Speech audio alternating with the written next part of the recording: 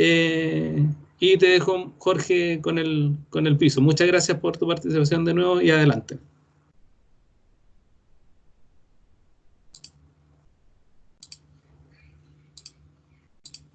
Bueno, primero que todo, muchas gracias por la invitación. Espero que se pueda ver la presentación, porque creo que se está viendo, ¿no? Se ve bien, Jorge. Y bueno, primero que todo, muchas gracias, Sergio, por la invitación y la presentación. Ojalá puedan hacer todas las preguntas que les vayan apareciendo durante el proceso de esta compartida experiencia de los sistemas contra incendio. Como dijo Sergio, me dediqué bastante tiempo a la asesoría de sistemas de protección contra incendio y me encontré con varias cosas que una mezcla entre la realidad que uno ve en la implementación y algunos temores, algunas aprensiones que tenían los clientes en sus oportunidades. Y esto desde una mirada muy personal, digamos, son 45 minutos que vamos a estar en esto, así que mucho detalle técnico no vamos a poder ver. Lo trata de hacer lo más didáctico posible y obviamente disponible en las consultas. Bueno, antes de hablar del sistema de incendio, uno debiese hablar primero de los sistemas de emergencia, ¿ya? Un sistema de emergencia debiese tener estar integrado por varios elementos, como algunos de la norma, por ejemplo, y que si uno tiene más de una instalación, debiese ser transparente para todas las instalaciones por igual. Ahora, ¿qué normas ocupamos eventualmente? Ocupamos normas que son como la NFPA o la AFM Global, que son las más comunes en Chile. Hay otras normas europeas, como la BDS, que también en algunas plantas la tienen, pero que por lo general se ocupan solamente en la etapa del diseño y la instalación. Algunos requerimientos normativos la piden, pero ahí después quedan un poco sueltas, y ahí es donde un sistema integrado de protección contra incendio, o sea que los sistemas de seguridad tradicionales de prevención lo tomen, ayudan a que este sistema tenga seguimiento y tenga cierta sustentabilidad. Entonces, eso es lo que llamamos ahí el SIGE, o sea, el Sistema Integrado de Gestión de Emergencia, ¿ya? Que no sería otra cosa que tomar la NFPA de las brigadas, los planes de emergencia continua de negocio, tomar los sistemas fijos como la 13, el rociador, la 20, los sistemas de tubería, y más los planes de inspección, y todo eso yo lo tomo y le logro colocar KPIs interesantes, ¿cierto?, que me ayudan a que el sistema se mantenga en el tiempo. Eso sería un sistema integrado de gestión de emergencia. Es una propuesta que algunas plantas lo hicieron. Ahora, ¿cómo lo ve uno andando? Hay más temas. Yo puse FM Global como seguro, porque trabajé con ellos. Pero una planta industrial además tiene cosas que no son en FPA, pero por ejemplo tiene las porterías, que son importantes, tiene los cortafuegos, que por lo menos para el sur es un tema no menor, y lo que prueba todo esto, que son los simulacros, y otro que no tiene con agua, que son los sistemas de alarma y detección. Entonces, al final uno empieza a integrar una cantidad de elementos que, si bien no necesariamente uno los suele unir, pero como sistemas de emergencia sí trabajan en conjunto y todos tienen un rol, ¿cierto? Y una responsabilidad, o me puede dar un indicador de cómo mantenerlo o asegurar. Yo creo que la palabra más correcta podría ser que este sistema tenga un grado de fiabilidad y que responda en forma correcta y en el tiempo correcto. Ahora, recordando un poco los sistemas de incendio, ya directamente los sistemas de incendio, ¿qué encuentra en un sistema de incendio? Uno encuentra un tanque de agua, un sistema de bombeo, un sistema de distribución, ¿cierto? O grifos asociados, válvulas sectorizadoras, ¿cierto? En algunas partes, recordemos que, por ejemplo, la NFPA permite, y de hecho está pensada, y lo común sería que el sistema esté abastecido, el sistema de agua potable común y corriente de la ciudad, digamos. No como nosotros, que habitualmente tenemos una bomba y un estanque, un tanque, y ellos tienen al sistema de incendio de la ciudad, y un sistema de control de incendio que son los rociadores. Eso es un sistema de incendio en base a agua tradicional, y cada uno tiene una cantidad de componentes. Ahora, de lo que más que impacta más en la protección de una planta, y el que guía la instalación de un sistema de incendio, o el que coloca más requisitos, podríamos decirlo, son los rociadores. Los grifos, o los standpipe, que le llaman en alguna parte, son sistemas que están establecidos y para cualquier riesgo el volumen de agua es el mismo, o sea, no necesitan mucho cálculo. Pero los rociadores sí tienen o sea, tienen varias características que hacen que sea necesario definir qué es lo que quiere proteger, y tiene varios detalles entre medio, ¿ya? Ahora, todo este sistema de incendio debe estar cubierto por una norma NFPA, que es la NFPA 25, que es la norma de inspección, prueba y mantenimiento. Yo puedo diseñar bien, puedo instalar bien, pero si no mantengo en forma correcta los sistemas, la verdad es que esta palabra que hablamos de fiabilidad no voy a tener la capacidad de decir, ¿sabes qué? Cuando el sistema tenga que operar, opere. Yo siempre digo que esto, el tema de los incendios, es como la malla del trapecista, finalmente, porque cuando todo falla, cuando mis controles preventivos fallan, cuando el trabajo en caliente falla, que son una de las causas más comunes de incendios industriales, el sistema de incendio es el que me va a permitir minimizar el daño, ¿cierto? Pero si ese sistema no está bien mantenido, lo más probable es que genere una pérdida importante. ¿Okay? Entonces, para entrar en detalle, creo que hablar de los rociadores es lo más importante. ¿Por qué? Porque es donde un sistema se diseña. Muchas veces me pasaba que el área de ingeniería o las áreas de mantenimiento me preguntaba, cuando querían hacer un proyecto, me partían preguntando por qué bomba comprar. Y la verdad es que la bomba, yo digo que la bomba y el estanque es un accidente. ¿Por qué un accidente? Porque finalmente va a depender del requerimiento del sistema lo que yo voy a tener como resultado de bomba. Incluso la presión y el caudal, de hecho la presión y el caudal, y la cantidad de agua disponible. Así que, de una forma vamos a llegar allá, cómo vamos a llegar cómo vamos a mostrar que finalmente la bomba y el estanque se calcula. Ahora, para eso es importante entender que los rociadores tienen algunas características principales, cómo funcionan, el factor K, un misterio que algunos hablan por ahí, y su relación con los rociadores, y los distintos tipos de sistemas de rociadores. Algunos he visto por ahí instalaciones donde dicen, oye, coloquemos rociadores, pero coloquémosle una válvula de bola, y ya en particular eso está prohibido en la norma de incendio, porque no se puede abrir un flujo en menos de 15 segundos. Si pasa algo, el operador va y abre el sistema y sale el agua. Y la verdad es que la evolución de un incendio, por ejemplo, en este caso de pallet de almacenamiento, es bastante rápida. Como pueden ver, ya 20 segundos después, medio minuto después, 40 segundos después, un minuto después, un minuto 10 y un minuto 30. Entonces, comprenderán que si se fue la evolución de un incendio en un minuto y medio, la posibilidad de control que tiene cuando no es automático es bastante baja. De hecho, no es una estadística oficial, pero si uno tuviese una brigada industrial, debiese, en aquella área que no está protegida, tener protocolos de activación en donde más o menos en 10 minutos pueda tener ya agua fluyendo de manera a poder controlar el incendio. Eso es como una métrica que yo debiese tener con mi brigada. A los 2 minutos ya está así el escenario del incendio. Ahora, lo más efectivo para el control de incendio industrial o de cualquier parte en realidad son los sprinklers o los rociadores.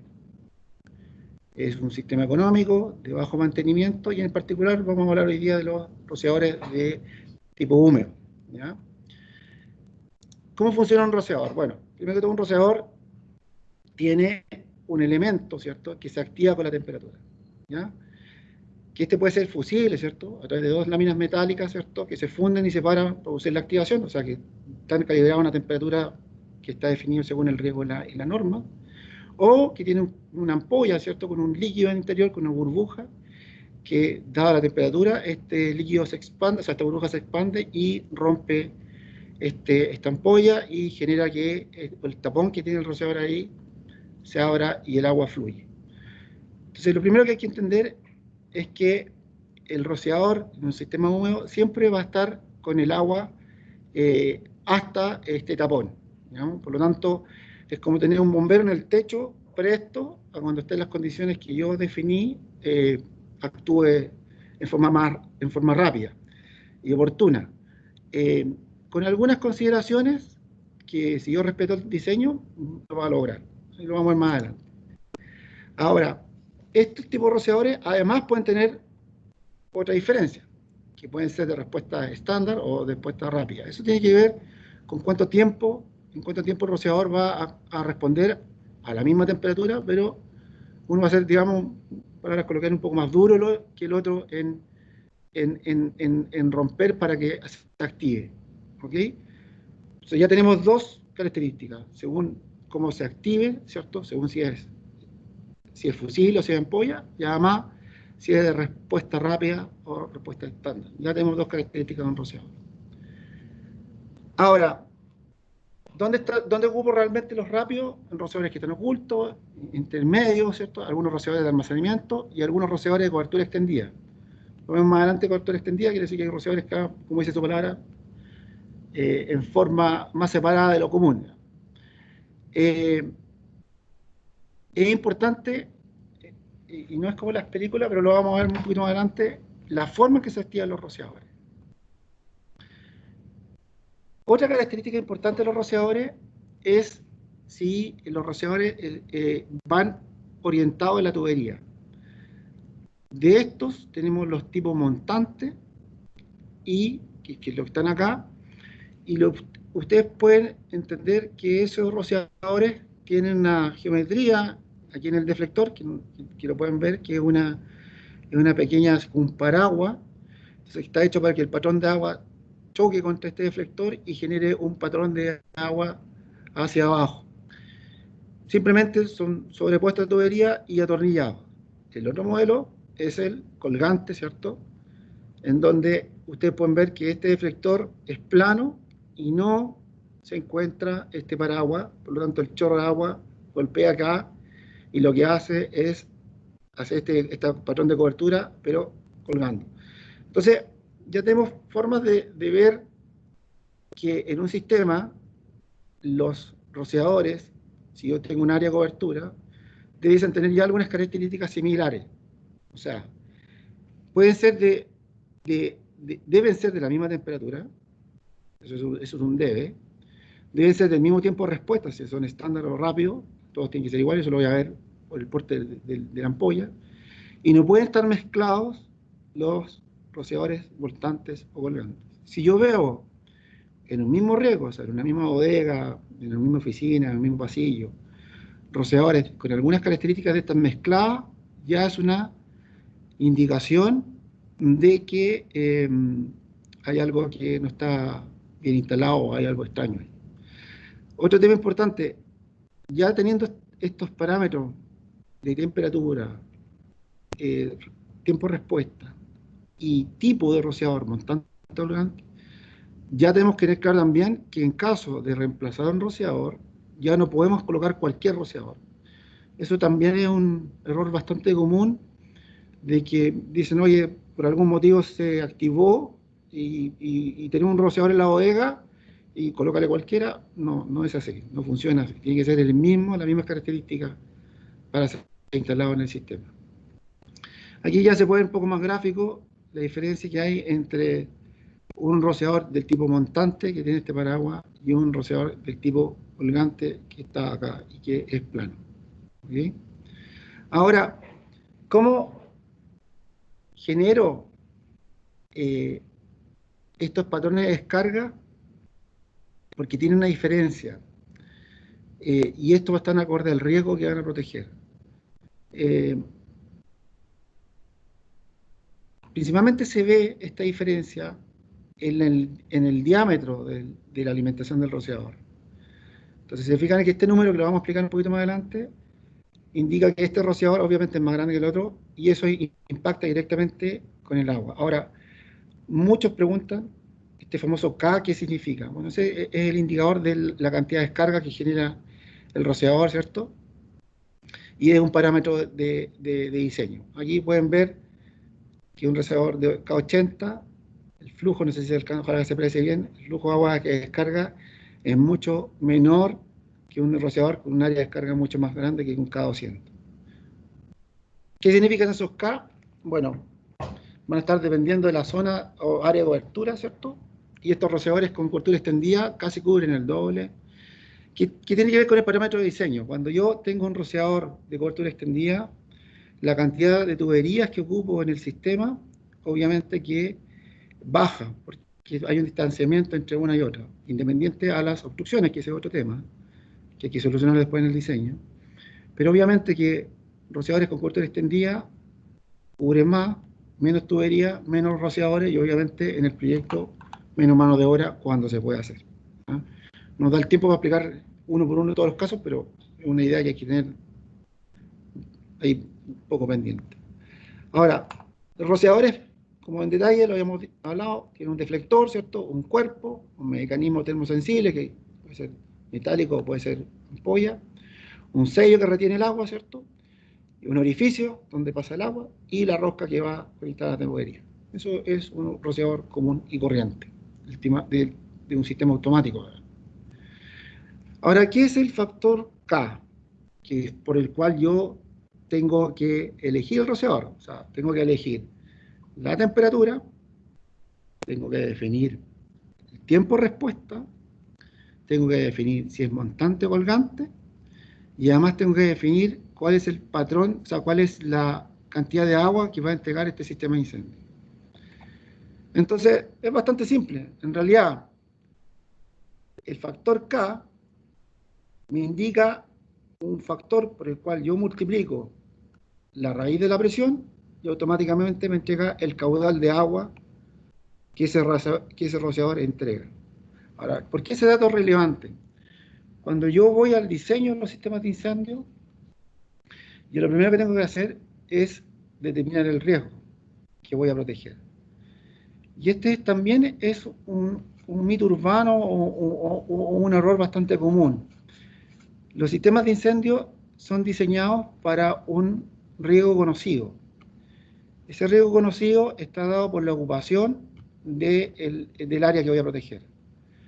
Esa área puede ser una bodega, puede ser proceso, una maquinaria, un almacenamiento, etc. Cuando yo defino esa área de protección, inmediatamente voy a la norma y esa área de protección tiene una densidad de agua que yo necesito asegurar. El tema es muy simple, como es con agua, es por un tema de absorción de energía, entonces necesita una cantidad, en este caso de galones por minuto por pie cuadrado, que entrega la norma, o litros por minuto por metro cuadrado. Y eso lo logro con una cantidad de rociadores, o con rociadores que entreguen un volumen de agua que equivalga a la densidad que ando buscando. Eso, si se calculó, por ejemplo, para un riesgo que necesite, en este caso, un rociador de K80, o un K56, mejor dicho, cuando llego y le coloco por un K200, me va a afectar el caudal del sistema y me va a afectar el riesgo a proteger. Por lo tanto, si yo tengo un riesgo que requiere más agua de lo que el sistema estaba diseñado originalmente, lo que yo voy a tener es un área que no está protegida con certeza respecto al riesgo que protege. O sea, partió con un riesgo más bajo, pasó a un riesgo más alto, y si no hay modificación del sistema de incendio, ese riesgo nuevo y más alto no está protegido. Por lo tanto, cuando yo hago los famosos MOCs, estos manejos del cambio, una de las variables que debiese estar presente es si los sistemas de incendio que están asociados a esa área tienen la capacidad de respuesta para el nuevo riesgo, ya sea por proceso o por almacenamiento de hidrocarburos, de lo que sea. Por lo tanto, no solo con tener rociadores ya está el problema solucionado. Y aquí pueden ver un ejemplo que va desde un K80 a un K360 y pueden ver cómo el diámetro que aumenta en el rociador, en la rosca, es bastante considerable, por lo tanto el volumen de agua que entrega es bastante considerable. Ahí hay otro ejemplo más de factores de descarga. Aquí está la fórmula. Yo con esto ya puedo calcular cuánto, teniendo la presión del sistema, ya puedo calcular cuánto es lo que me va a entregar cada rociador en forma teórica. Hay software de simulación y yo con eso garantizo que la memoria cálculo que entregue el software es la correcta. Una recomendación para los que hacen diseño, generalmente cuando tú contratas empresas de ingeniería, ocupan simuladores de incendio del tipo industrial. O sea, pasan y todos te piden, por ejemplo, el decreto bodega te pide la memoria técnica, y ahí debes saber un balance hidráulico. Y la forma en que llegan al balance hidráulico metodológicamente no es la misma que pide la NFPA, por los detalles que se entregan. Por lo tanto, un informe de balance hidráulico de incendio lleva todas las singularidades y lleva toda una área de peor escenario de descarga que no todos los software de simulación hidráulico lo entregan. Hay una pequeña diferencia con los software de simulación hidráulica de sistemas de incendio que entregan la memoria de cálculo precisa, digamos, que pide la norma NFPA. Eso es un detallito importante. ¿Ya? Obviamente que mientras mayor sea el K, tiene más agua, requiere menos presión, y al requerir menos presión, menos impulsión, por supuesto, y el sistema tendría también a ser más barato. ¿Ok? Ahora, como les habíamos dicho, algunos factores de diseño de los sistemas rociadores son el tipo de material combustible que yo voy a tener en el área, ¿cierto? La cantidad y disposición de materiales combustibles y la altura y construcción del edificio. Otro tema importante que no lo puse ahí es el ángulo del techo, también afecta a los rociadores. Ahora, no es lo mismo proteger una bodega con goma, con caucho, con caja, y si estas cajas son, por ejemplo, son impermeables, cada vez va requiriendo más. Si va en rack, tiene otra disposición. Entonces, afortunadamente la norma tiene muchos, y tienes como siempre llegar a una solución de protección, pero que es específica para el riesgo que yo estoy protegiendo en el minuto. Ahora, esos niveles de riesgo se clasifican en ordinario, extra y algunos riesgos ocupacionales especiales. Todo está en el FPA 13 y yo debiese tener el informe que me entrega la empresa de ingeniería, o generalmente el informe de los seguros te piden que tú tengas clasificadas las áreas. De hecho, tienes que tenerlas para poder llegar a un nivel de protección correcto. De otra forma, el seguro principalmente se coloca medio nervioso, que lo que tú estás protegiendo no está con el nivel adecuado, y por lo tanto el incendio sí puede progresar a otra área. ¿Ok? Ahora, un sistema de rociadores debiese tener más o menos algo así. Debiese tener un sistema de alimentación, ¿cierto? Con una válvula de control, una válvula de alarma local, una alarma de drenaje, ¿cierto? Una conexión para alimentarlo, una campanilla y un riser, más la línea de distribución y una línea inspectora al final del sistema.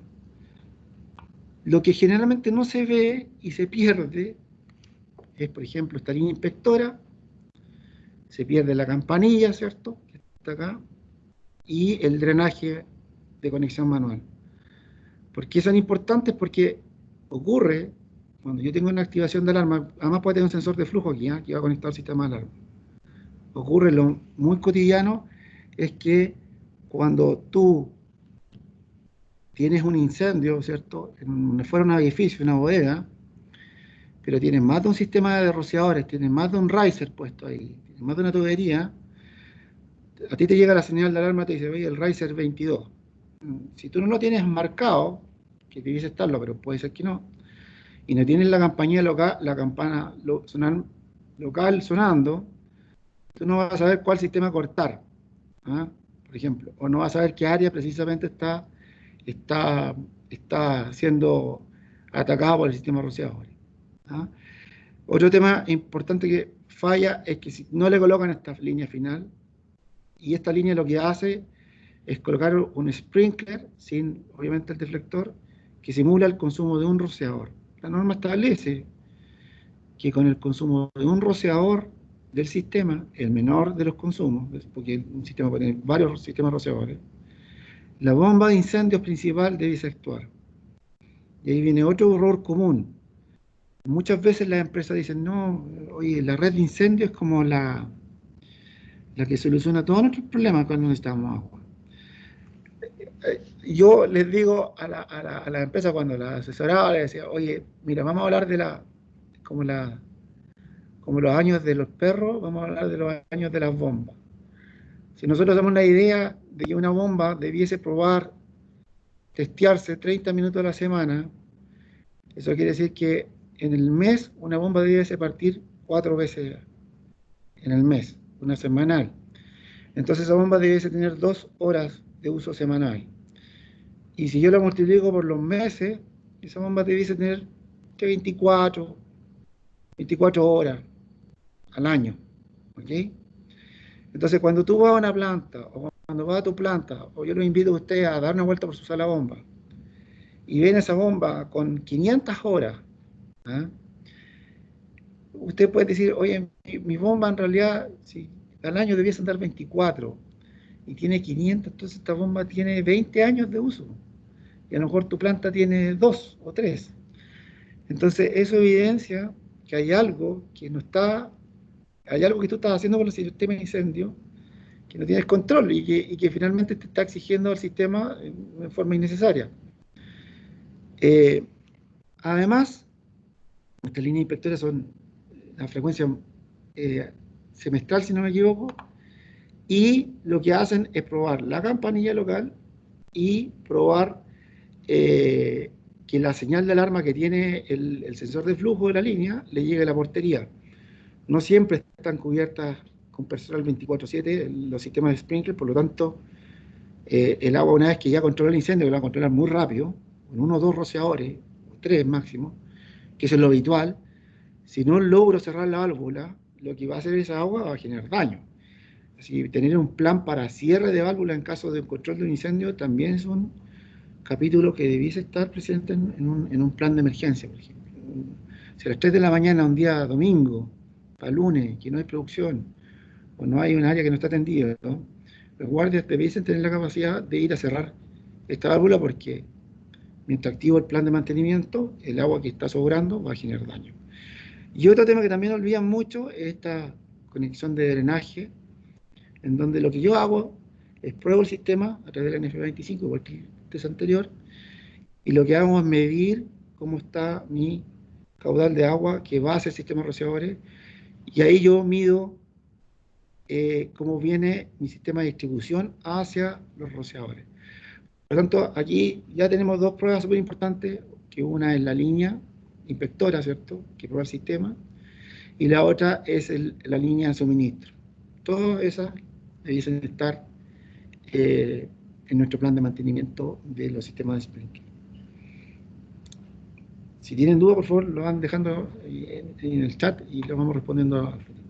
Ahora, ¿cómo yo puedo, este componente que es el juego de válvulas que tiene, ¿qué es lo que hace? Yo de aquí alimento el sistema, ¿cierto? Tiene una válvula de tipo indicadora, esto es muy importante, en este caso en la válvula de vástago, ¿verdad?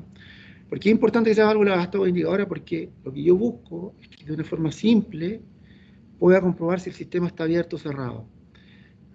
Lo ideal sería revisar esto semanalmente, tener una rutina de inspección semanal que asegure que las válvulas están abiertas. Ahora, cuando son del tipo indicadora como esta o mariposa, simplemente yo tengo que pasar mirándola, una rutina, un paseo por todas las válvulas, y veo que el vástago está afuera y ya estoy listo. Ahora, otra muy buena práctica también es mantenerla encadenada.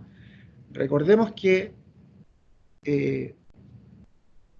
mantenerla encadenada a mucha gente no le gusta, pero lo que asegura es que nadie te puede intervenir en el sistema. Hoy en día, y lo vemos adelante, una válvula cerrada te puede provocar, tú dices tranquilo, si va a actuar el sistema automático, Si la válvula se cerró por algún motivo, mantenimiento, lo que sea, o alguien la cerró por ignorancia, o alguien la cerró por mala intención, yo no tengo ninguna forma. Hay algunos monitoreos, pero no siempre están presentes y no siempre funcionan. Así que puede ser una variable importante en caso de tener un incendio.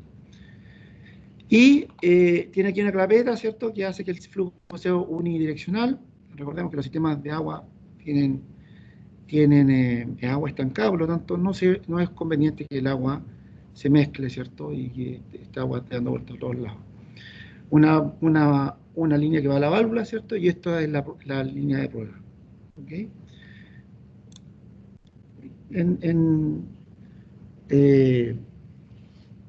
Ahí tenemos un ejemplo de un sistema de húmedo, y así debe verse. Tiene una cámara de retardo, un sensor de flujo, una placa descriptora de los componentes, una válvula de mariposa indicadora, se fija que está abierta, un reloj de presión agua abajo de la clapeta y un reloj de presión agua arriba de la clapeta que me indica la presión acumulada, ¿cierto? Y la línea de drenaje, que es la que yo alimento el sistema, provoco un flujo y puedo medir con cuánta presión me llega al sistema versus la presión que me queda en la red, y ahí veo que si en el tiempo voy perdiendo el rendimiento de la red subterránea o aérea, ¿no?, dependiendo de la planta que ustedes tengan. ¿Ok? Ahora, como hablamos del tema del riesgo, hablamos del K, entonces nosotros podemos decir que a medida que aumentando el riesgo de incendio, va aumentando el consumo de agua.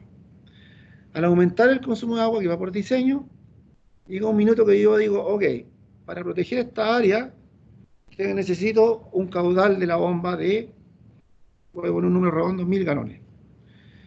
Adicionalmente, pueden estar 500, 750 galones adicionales por las mangueras exteriores, que son los grifos que están por el perímetro de la instalación en riesgo. Entonces ya se lo sumo. Ya tengo una bomba de 1750. Y cuando el edificio está completamente protegido, no le sumo necesariamente los gabinetes interiores. Es más, la NFPA dice que cuando yo tengo un edificio completamente cubierto con sprinkler, no es necesario las mangueras interiores como lo establece el RIA chileno, por ejemplo. Es más, si nosotros pensamos como concepto NFPA de seguridad humana, la mejor forma que tenemos de proteger a las personas es que un sistema de incendio automático se haga cargo de la protección contra incendios y lo único que tienen que hacer las personas es evacuar el área. Los norteamericanos no tienen la obligación de tener entrenamiento en extintores, ni en manguerines de incendio. Nosotros sí, por lo menos en extintores. Porque asumen que el riesgo lo protege el sistema de incendio, el sistema de sprinkler, el que toma ese rol. Y ahí de repente viene una discusión hasta cuándo una persona se puede acercar a un incendio. Y eso te lo responde la NFPA 600 respecto a las brigadas. O sea, y la NFPA 600 te dice, cuando tú tienes distintos niveles, en el nivel incipiente, que es el más básico, te dice, cuando usted se vea obligado a agacharse en el control de incendio por el producto del humo, es el momento que usted tiene que salir. Ya no estar en el lugar correcto. Entonces tú le preguntas a una auditoría, a un americano, ¿qué hace en caso de incendio? Y él te dice, yo llamo al 911 y evacúo. Y eso es lo que ellos postulan. ¿Okay?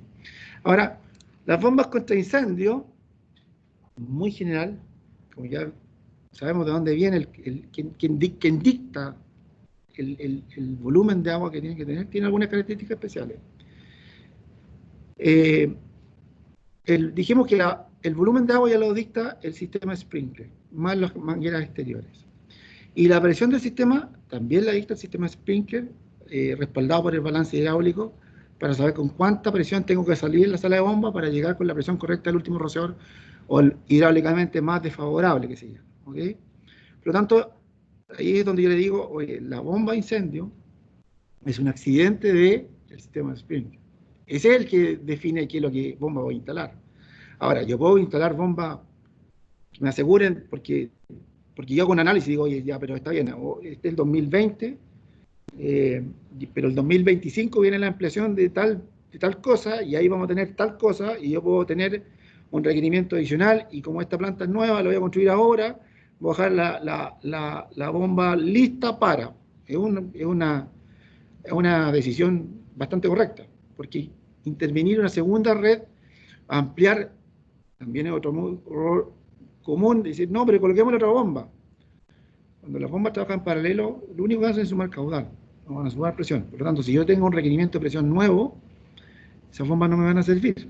Van a quedar con el sistema un poco suelto, digamos, o no va a cumplir, y créanme que es un dolor de cabeza para después los proyectos de upgrade que hay que hacer y no funcionan bien.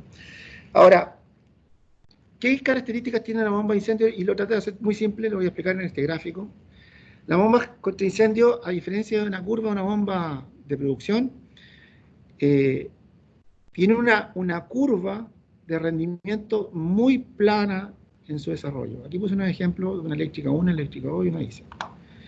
¿Qué me exige la bomba de incendio? La norma me dice que cuando yo tengo una presión cero, o sea, un caudal cero de uso, mi presión nominal de la bomba no puede ser superior al 140%. Entonces, si esta bomba tiene 100, no puede llegar al 140. ¿Ya? Y dice que cuando yo tengo mi punto operacional, que este es el punto A, aquí partimos, cuando yo tengo el punto B, esa bomba tiene que tener 100 de 100. O sea, si el caudal es 100, la presión tiene que ser 100 en el punto de operación. Y cuando yo le pido el 150%, porque eso tiene que estar certificado, una bomba de 1000 puede dar hasta 1500,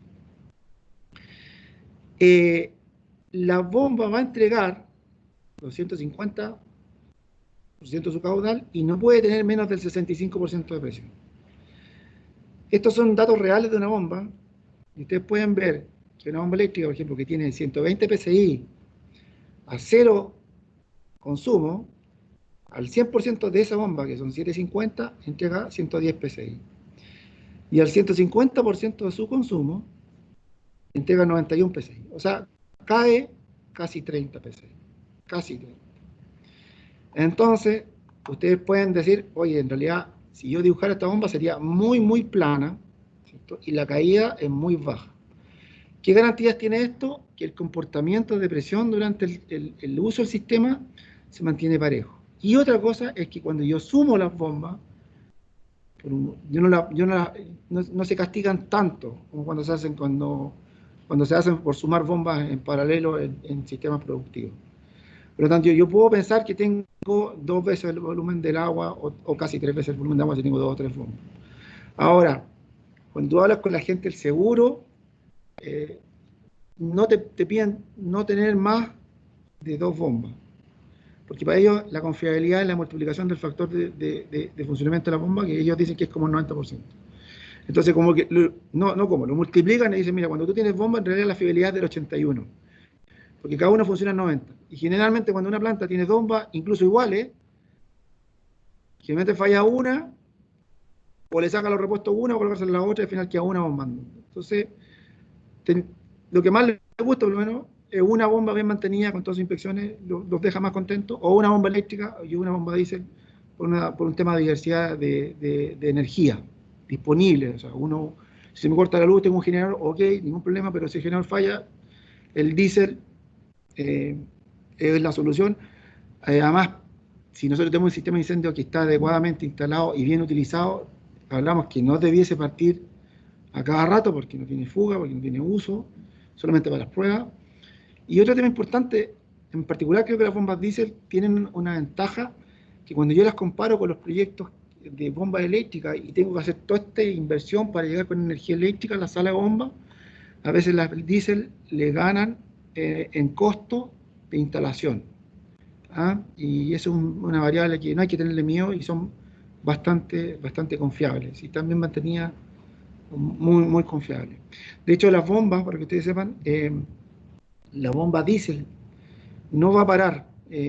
Yo tuve algunos ejemplos para el terremoto, de algunas plantas industriales que se rompieron los estanques. Las bombas diésel partieron por emergencia, ¿cierto?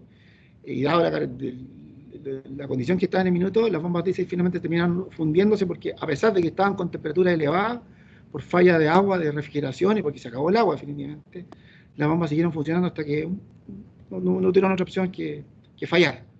Así que no hay que tener mucha confianza en las bombas diésel. ¿Cómo funciona esto? El suministro de agua o una bomba contra incendios, ¿cierto? Hay un controlador de bomba que tiene un seteo de presiones, ¿cierto? Una bomba Yogi y una bomba mantenedora de presión. Y un controlador de la bomba Yogi. Otro tema importante que me ocurre mucho, o sea, que me ocurría ya no hoy en día, es que suelen configurar las partidas de la bomba muy bajas. Voy a volver a esta curva. Cuando una bomba parte y no tiene consumo, y quiero ejemplificarlo aquí, va a llegar a 120 psi. La bomba, la Yogi debiese estar 10 psi más arriba, 130. Y algunos dicen, mira, no, voy a dejar que baje 110 y le voy a prender a 90. Algunos hacen partir la diésel a los 60, por ejemplo. Y la norma dice, no, usted tiene que partir a los 110, no puede partir menos que eso. ¿Qué es lo que ocurre? Cuando lo hacen partir a 60 psi, y es muy común, y el resto se lo dejan toda la Yogi, cuando la bomba parte, el sistema, piénsenlo, va a recibir un martillo de agua que va a ir de 60 psi a 120 psi, de un solo golpe. Por lo tanto, lo que ustedes están haciendo ahí, o lo que les puede pasar ahí, es que el sistema está siendo castigado mecánicamente cada vez que parte una bomba diésel, o una bomba eléctrica, da lo mismo. Por lo tanto, la recomendación es que tengan los 10 PSI de diferencia entre el tren de bombas que tengan, o la bomba que tengan, y la bomba Yogi. No la dejen caer, porque lo único que están haciendo es martillos de agua, y eso es todo configuración del sistema. También la bomba tiene una válvula de alivio de presión, pero en particular solo se instalan en las bombas diésel, no en la eléctrica, y solo se instalan por sobre revolución, que es una condición muy particular que puede pasar a las bombas diésel, y que es el único controlador que una bomba diésel puede hacer que se detenga, cuando se revoluciona por armónico, por vibraciones. ¿Okay? Aquí hay una casa de bombas común y corriente, ¿cierto? Un estanque con una succión que tiene una placa de succión, que ojo, que también tiene un filtro, ¿cierto? Una junta flexible, una válvula indicadora, ¿cierto? Y la casa de bombas. Generalmente uno ve esto, lo quería mostrar aquí. Que aquí colocan un sensor de flujo, que es lo que están mostrando acá, de cabezal, etc. Mi experiencia, yo no se lo recomiendo porque ocurre que cuando yo hago este loop y lo hacen para no botar agua, yo les recomiendo que mejor devuelvan esta agua a los estanques porque esta agua se calienta y le pierde el rendimiento de la bomba y le puedes causar una condición de falla a la bomba. Y lo he visto en terreno y me pasó más de una vez y logré, y tratamos de hacer mediciones con este loop, aunque viene por NFPA y no necesariamente pasó bien las pruebas. Y efectivamente uno tocaba el agua y efectivamente el agua salía caliente, o sea, es un hecho. Uno puede usar el cabezal, ¿cierto? Que está aquí afuera, que es como el que mostré en la fotografía, un cabezal de prueba. Hay una prueba estándar para saber el rendimiento de la bomba, para construir la misma curva que mostramos, pero construirla de campo, ¿no? Que es dentro de las pruebas, o un sensor de flujo certificado, y funciona exactamente igual. Y el último tema que les quiero contar en los últimos minutos, que también es muy importante, es el tema de las válvulas. Es lo más fácil, o una de las cosas más fáciles que hacer en sus plantas industriales, y aquí yo les quiero compartir mi experiencia. Las válvulas te pueden generar una pérdida total de un sistema de incendio. Una válvula que no esté monitoreada, si fijan ahí que esa válvula está cerrada, el sistema de sprinkler no funcionó, porque estaba cerrado. La válvula no te va a avisar, por lo tanto, sí o sí, si no tiene monitoreo, necesita una inspección, ¿cierto? Entonces, todos los sistemas de incendio tienen un control de flujo y lo deben tener por reparaciones, por mantenimiento, por lo que sea, pero deben tenerlo. El problema está que cuando una válvula está cerrada, el incendio que yo estaba protegiendo con agua corriendo, fluyendo, ¿cierto? Y al estar cerrado, obviamente no hay control de incendio. Partimos diciendo que los sprinklers se activaban de a uno. ¿Qué es lo que ocurre? Yo puedo ver el fuego, por ejemplo, no el fuego, pero veo el humo, los 3 minutos después. Y divinamente me acordé que la válvula estaba cerrada. Y la voy a abrir. ¿Qué es lo que ocurrió? La temperatura que se formó dentro de este área protegida aumentó tal que lo más probable es que se podría abrir más de un rociador. Hablamos que los rociadores tienen un factor de descarga y eso es un consumo de agua. Cuando se abren más rociadores que el diseño, o sea, vamos a ver en todos, y es un sistema automático, no seco, o sea, no de diluvio, esta presión de agua se va a distribuir entre todos los rociadores. Al distribuirse esa presión de agua entre todos los rociadores, como está por el factor K, la presión va a caer. Y la presión de esos rociadores obviamente va a ser menor y el caudal va a ser menor. Por lo tanto, la densidad de agua que va a llegar acá va a ser menor. Entonces, que un sistema de sprinkler actúe tardíamente puede pasar, o es muy probable que pase, que la densidad de agua que yo necesitaba no la voy a alcanzar porque se abrieron más rociadores de los que yo podía abastecer como sistema de distribución. Por lo tanto, una válvula cerrada es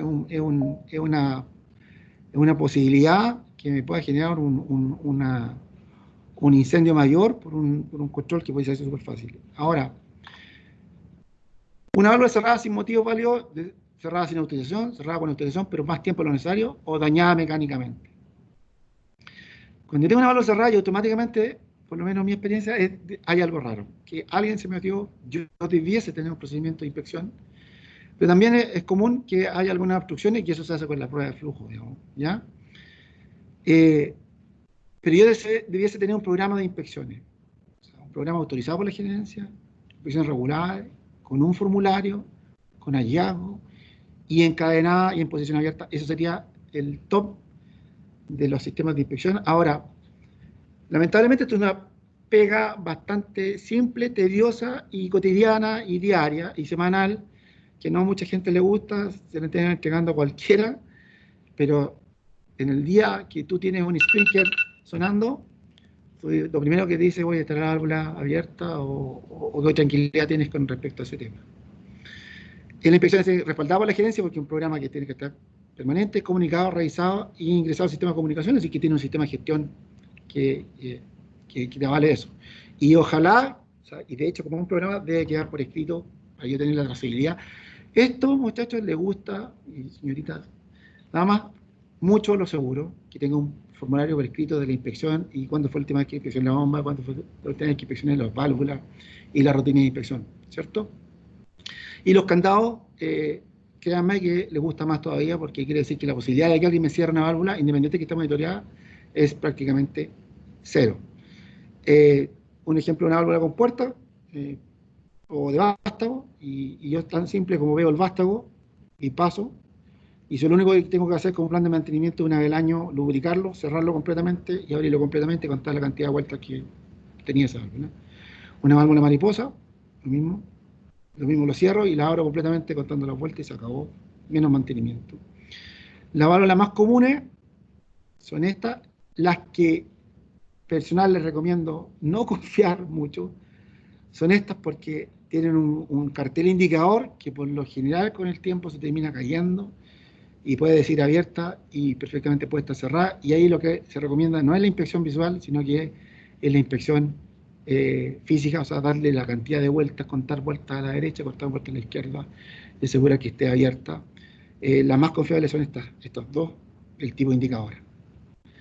Y aquí están el distinto tipo de válvula que debéis encontrar, excepto esta, que es una válvula de cuarto de giro, ¿cierto? Y que no lo recomienda la norma porque puede generar un cierre del flujo muy rápido y puede generar un martillo de agua. Así que eso es. Muchas gracias por su tiempo y estamos disponibles para las preguntas. Gracias, Jorge. Sí, hay varias preguntas, así que voy a comenzar así como en orden cronológico nomás. Dice, ¿existen diferencias entre sprinkler para espuma, para agua y para espuma? Sí, hay diferencia en el sprinkler, pero más diferencia hay en el sistema de cómo yo hago la proporción de la espuma.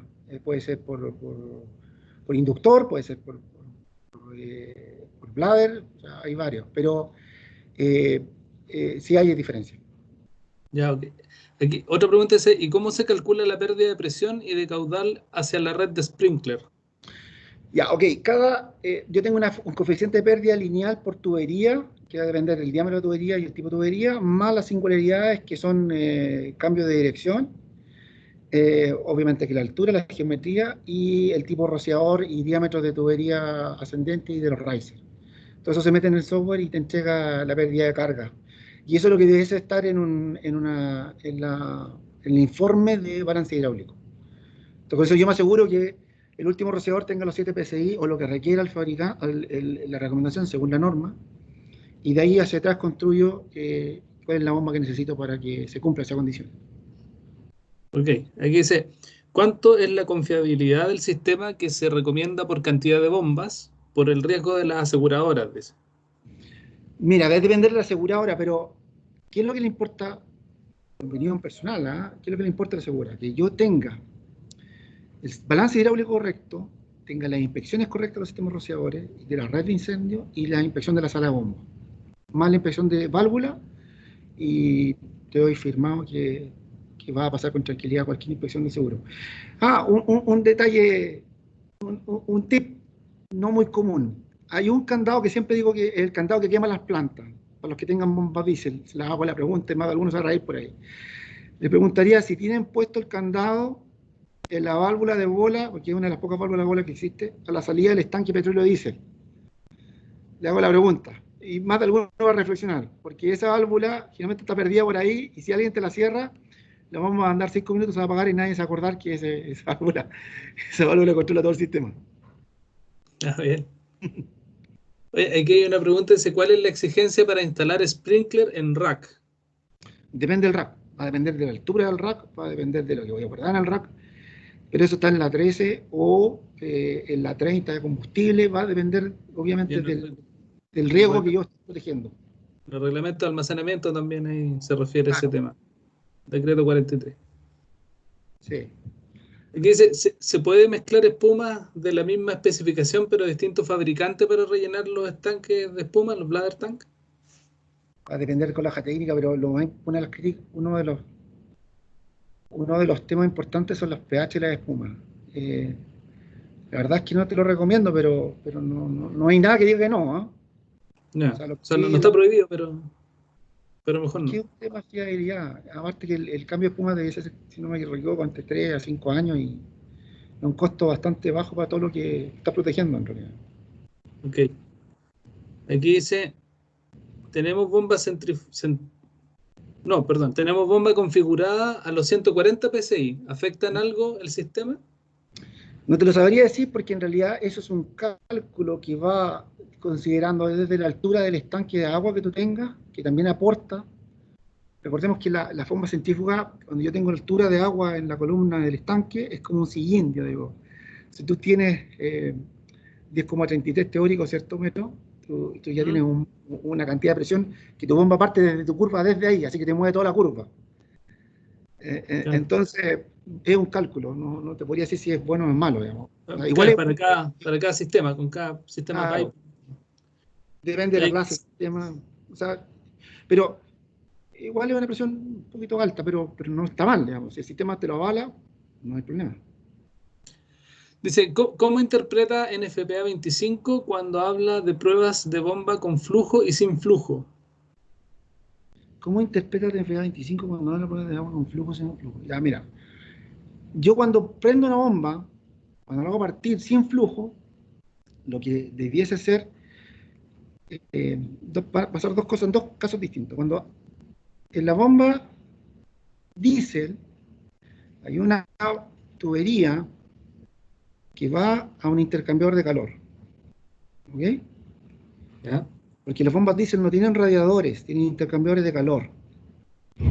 Entonces, no es necesario que yo abra un grifo, y lo que va a pasar es que al consumo cero se va a ir a la chamber pressure, que es esta primera presión que le mostré que no puede ser más de 140, ¿cierto?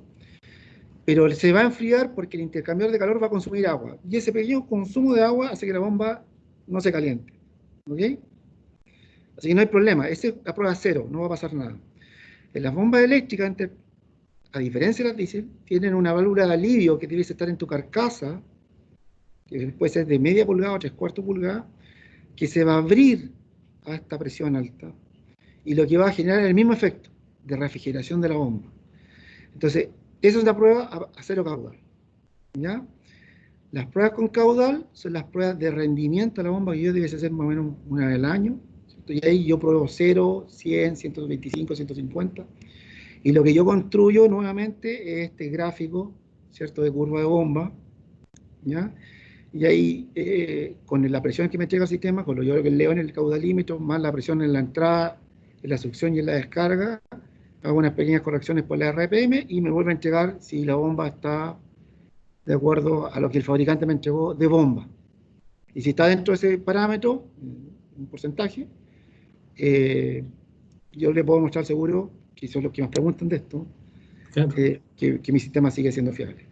Si, ahí se empiezan a conectar, porque si yo tengo mi bomba bien probada esta anualmente, y además tengo mi prueba de este drenaje de los rociadores, yo digo, mira, mi bomba es de 140, y estoy con 135 en el rociador, entonces mi sistema está bueno. Impulso bien, y además llego bien con el raíz, con la presión del raíz. Y más la línea inspectora, está sonando en menos de un minuto, estamos impequio. Perfecto. Oye, y aquí el último pregunta porque ya estamos un poco en tiempo, pero dice, ¿existe la creencia que la carga de fuego según normas chilenas es determinante en este tipo, en este tema de la protección contra incendio? ¿Qué opinas de este tema? El INN no le va a gustar mi respuesta. La verdad es que no le sirve de nada. O sea, no para esto, digamos. Claro. Porque aquí no se ocupa. La carga con fuego es lo único que te sirve para la Goku, que te dicen, oye, las paredes tienen que ser de tales características y se acabó. Es para lo único que lo ocupáis. Ah, Y algunos decretos te las piden. Pero para efectos de NFPA de incendio, siempre hacer el análisis de riesgo y la ocupación.